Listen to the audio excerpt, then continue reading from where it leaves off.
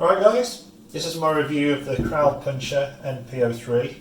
I've seen a few reviews on the web about this rifle, but they're quite obviously reviews from people who are selling them, retailers or distributors, because I don't think they're telling you the full story of the rifle. So I've bought this rifle, so I'm going to give you a totally unbiased review of what it's like, the good points and the bad points. So firstly, comes in this box, as you can see. First thing I would say about the box is that there's very little padding in there. So you've got a piece of polystyrene on the top, one on the bottom, and that's it. And that's got to be sent to Range Right here in the UK from Kral in Turkey.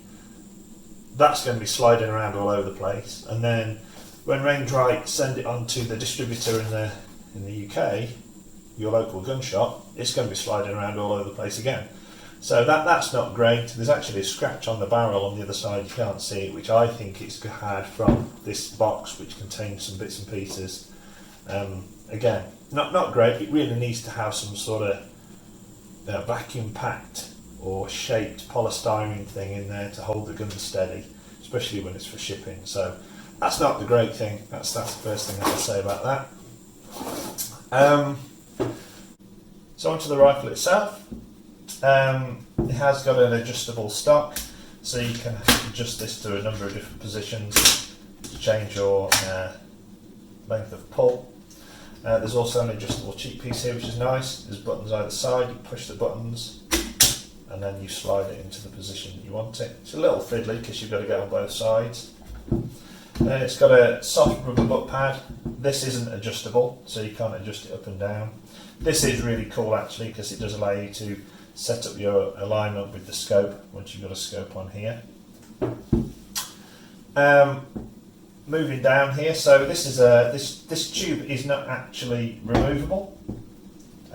This is a buffer tube, and on some of the international versions, this is like a hex bolt, and you can take that out, so you can remove this, replace it with something else maybe.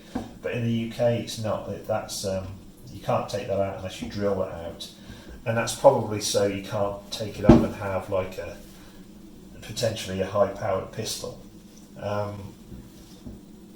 So safety's nice and positive. It's on the right-hand side only, as you can see.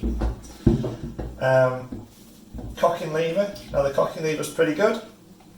It is obviously empty. It's a nice drawback, and it's relatively smooth forward, and it does snap in. It's spring assisted to pop it out, as you can see. Now the stock itself, I mean, it says on the it says on the front here, high quality synthetic or Turkish walnut stock.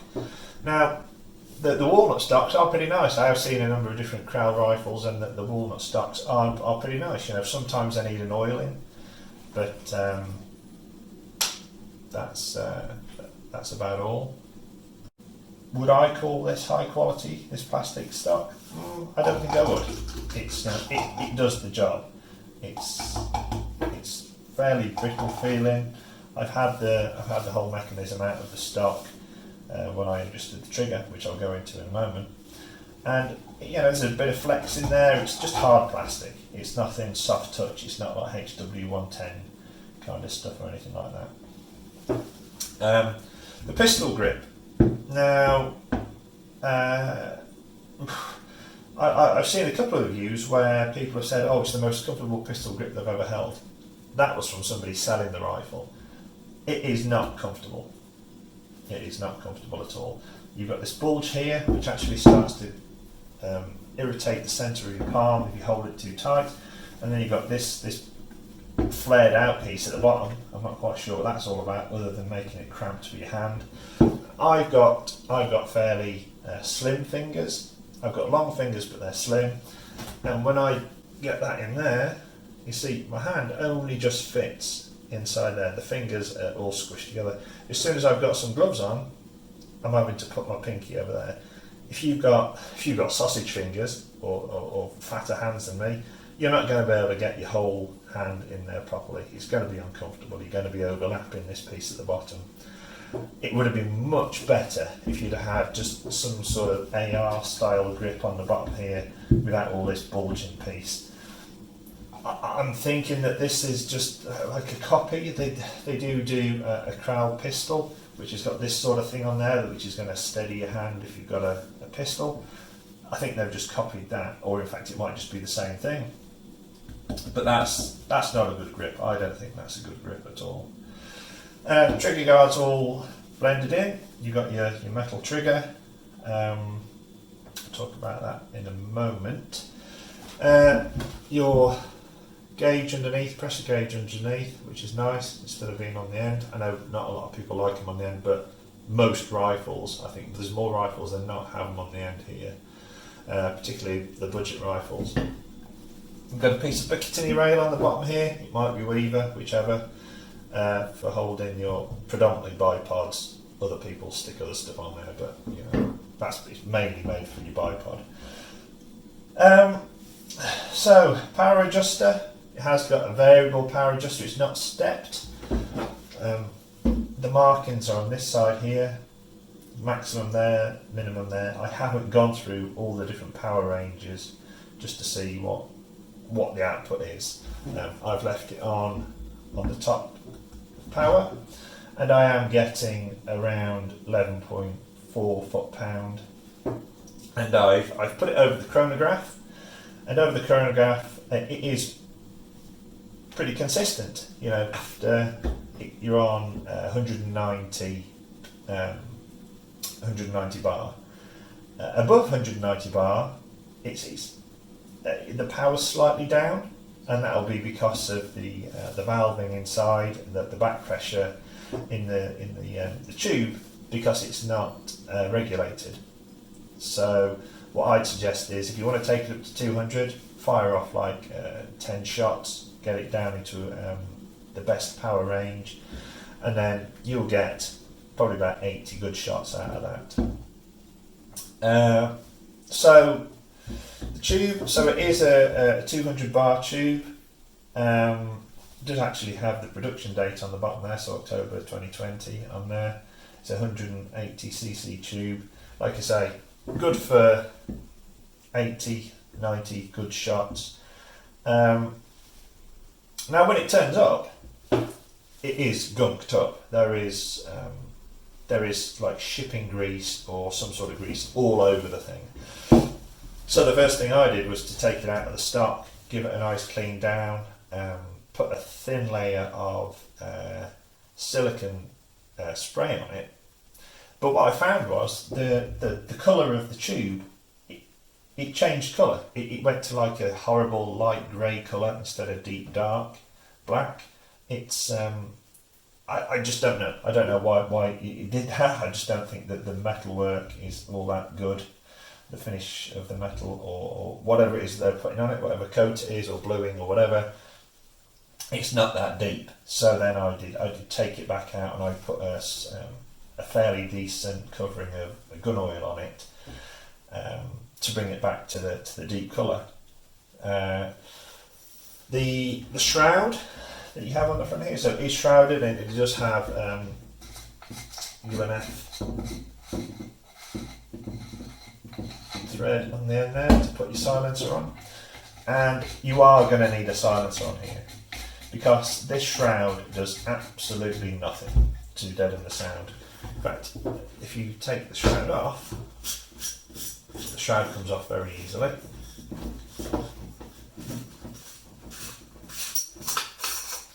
Shroud comes off. There's no baffles in there, there's nothing in there which is going to help reduce the sound.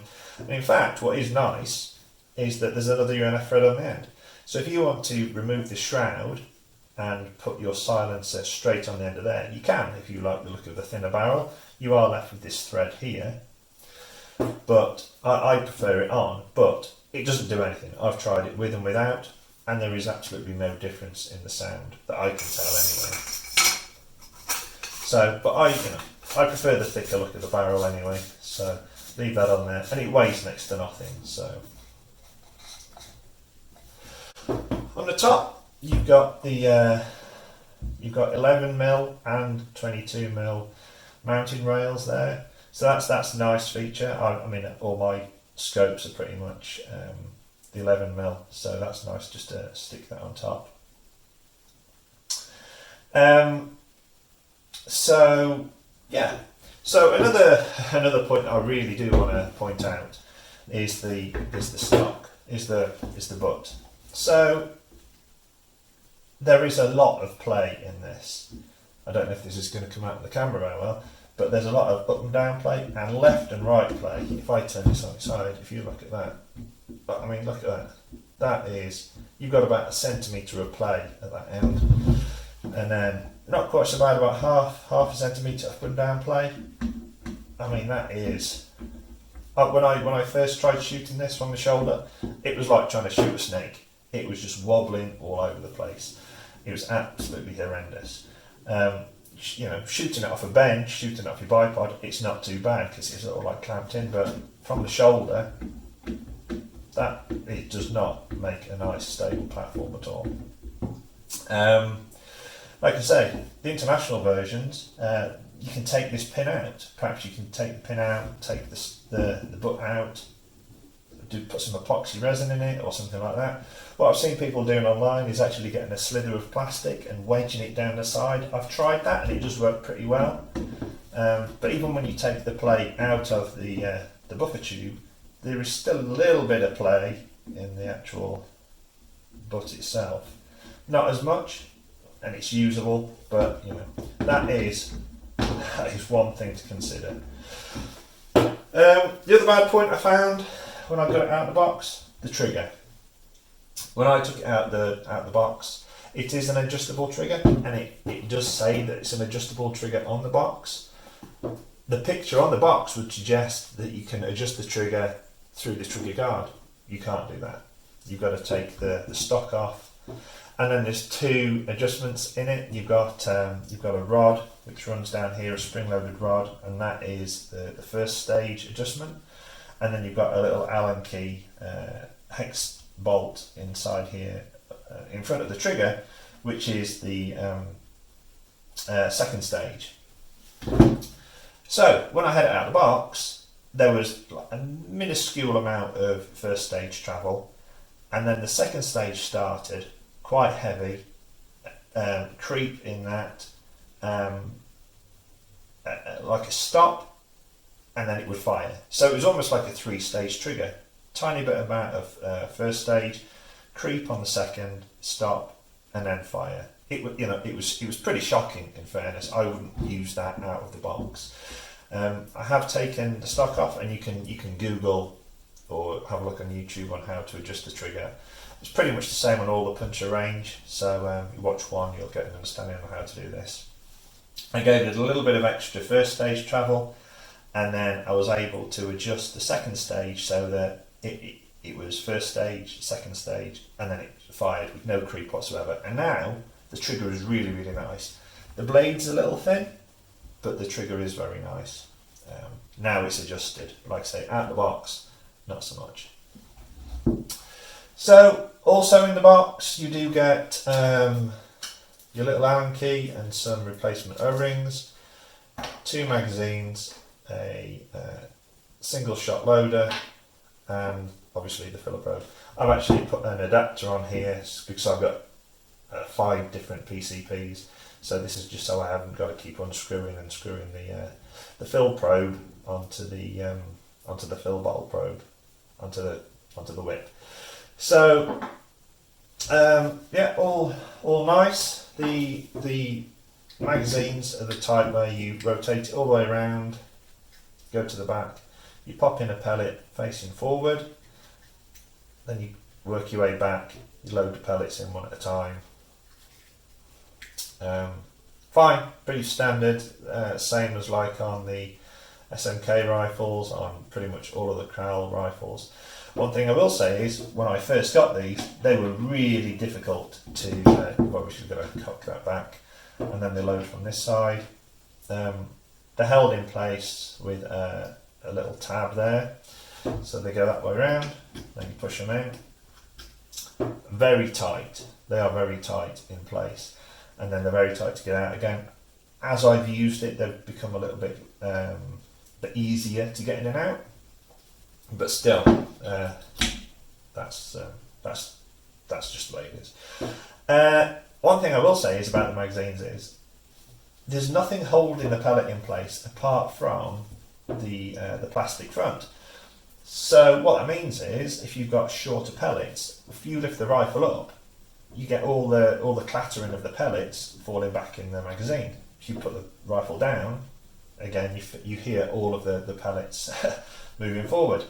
Now, you might not think that's a big deal, but if you're out in the field and you're looking at the ground, and then you see a squirrel or a pigeon in the tree, you raise your rifle up to take aim on the prey, and you'll hear all of these pellets rattle back. You may not think that the pigeon or the squirrel will hear that, but when that squirrel or pigeon does one and disappears, you're going to think that it's the magazine. You're going to think that prey's heard the magazine, not that they've seen you stealthily walking around. So that's going to be annoying. Not really a lot you can do about that, apart from purchase an aftermarket magazine. So this is a Calm magazine. He makes these for a variety of different rifles. I use one of these on my Artemis P15 and it's really good, way better than the originals. I've done groupings side by side of these two, and there isn't really any difference in the groupings, but there is a difference in the sound as you're walking around and you're taking aim on different targets, different prey and that sort of thing. So again, this is really ultra tight to get that in and really ultra tight to get it out. In fact, I have to knock it out with my multi-tool. I'll probably end up just shaving a little bit off the back here with some wet and dry or something like that. So accuracy wise, I haven't got a target to hand, but I shot it out at 30 metres and I was getting a 10mm group without really trying, which is fine, you know. I'll take it out. When I'm shooting, I'll only take prey out to about 40 yards. So I imagine the group will open up a little bit potentially. And I haven't even done an extensive test on different pellets yet. I was just using the usual JSB 8.44s in this. So that is pretty much it. I just wanted to give you an honest review on what I found with this rifle out of the box, what's good about it, and what's good about it is the accuracy for the price. The accuracy for the price is really good. You know, you can't argue with that. I paid £400 for this, and it is as accurate, I would say, as my Broke-Up Compato or my FX Wildcat. You have to make sure you give the barrel a really good clean when you first have it. It is full of some sort of grease. Don't go getting it out of the box and just shooting it straight off, because you'll be disappointed. Make sure you give it a good number of pull-throughs. If you've got a pull-through, that's the best thing. Don't use a bore snake, because you'll end up knackering the O-ring at the top end there. So yeah, like I say, good points is the accuracy. The trigger, after you have adjusted it, the cock and lever, that's nice. Safety's good. It's nice that it's adjustable power, but in the UK I don't know why you'd use that anyway. Bad points, as I say, this whole end here. You're going to have to do something with that if you're shooting from the shoulder. And also the shroud doesn't do anything. You are going to need a silencer on there. So I will be doing some more shooting with this. I'll do some shooting down at the permission and do some pest control, all of which I'll put on YouTube. So hope you enjoyed this video. Please add any comments, like, subscribe, all that sort of stuff, and I'll see you next time. Thanks so much.